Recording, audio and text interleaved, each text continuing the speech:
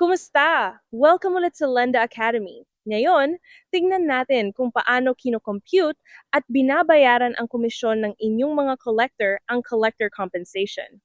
Simulan natin sa settings sa collector compensation. Dito itinatakda kung paano kikita ang collector. Una, ang rate type sa demo natin may bayad kada 1,000 pisong na kolekta. Pangalawa, may control na kailangang aprubahan muna bago mabayaran ang komisyon. At ang pinakamaganda ang tier configuration. May 4 na antas, bronze, silver, gold, at VIP.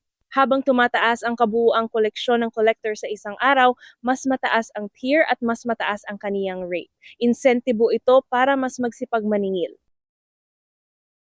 Buksan natin ang compensation sa gilid. Bawat araw, automatikong kinocompute ng sistema ang komisyon ng bawat collector base sa aktwal nilang nakolekta sa field. Kita ninyo dito si Ramon 8,000 ang collection bronze tier, si Maria 20,000 silver, at si Jenny 30,000 gold, kaya siya ang pinakamataas ang kita. Draft muna ang lahat ng ito. Bago bayaran, dapat munang aprubahan. Piliin natin silang lahat tapos i-approve, kumpirmahin.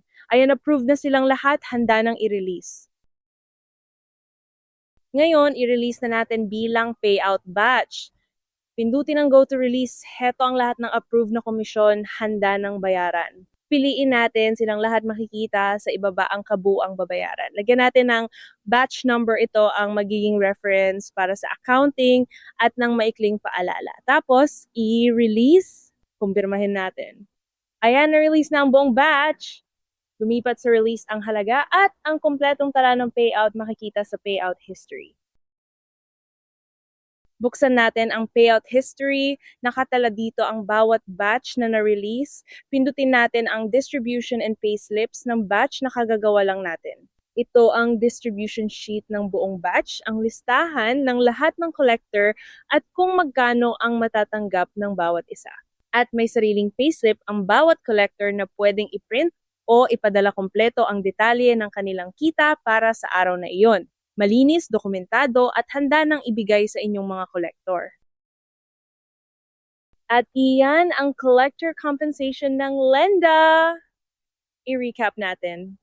Una sa settings, itakda ang rate at ang mga tier na gagantimpala sa magagaling maningil. Pangalawa, araw-araw, automatikong kinukompute ang komisyon, i-review at i-approve.